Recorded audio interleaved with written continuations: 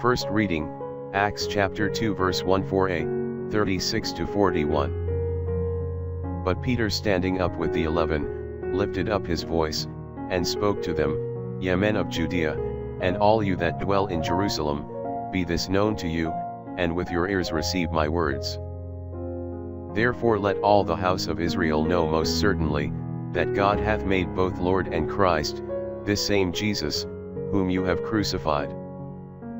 Now when they had heard these things, they had compunction in their heart, and said to Peter, and to the rest of the apostles, What shall we do, men and brethren? But Peter said to them, Do penance, and be baptized every one of you in the name of Jesus Christ, for the remission of your sins, and you shall receive the gift of the Holy Ghost. For the promise is to you, and to your children, and to all that are far off, whomsoever the Lord our God shall call. And with very many other words did he testify and exhort them, saying, Save yourselves from this perverse generation. They therefore that received his word, were baptized, and there were added in that day about 3,000 souls.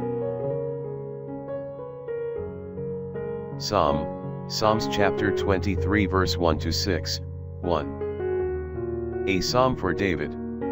The Lord ruleth me, and I shall want nothing. He hath set me in a place of pasture. He hath brought me up, on the water of refreshment. He hath converted my soul. He hath led me on the paths of justice, for his own name's sake.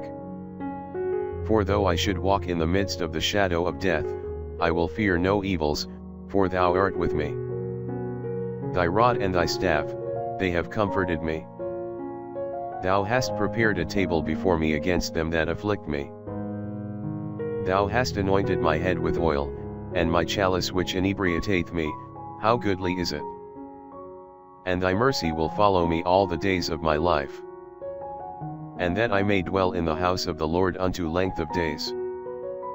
A Psalm for David. The Lord ruleth me, and I shall want nothing. Second reading, 1 Peter chapter 2 verse 20-25. For what glory is it, if committing sin, and being buffeted for it, you endure? But if doing well you suffer patiently, this is thankworthy before God. For unto this are you called, because Christ also suffered for us, leaving you an example that you should follow his steps.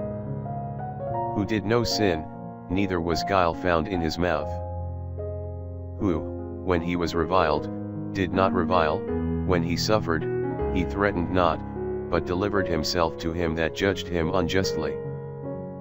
Who his own self bore our sins in his body upon the tree, that we, being dead to sins, should live to justice, by whose stripes you were healed.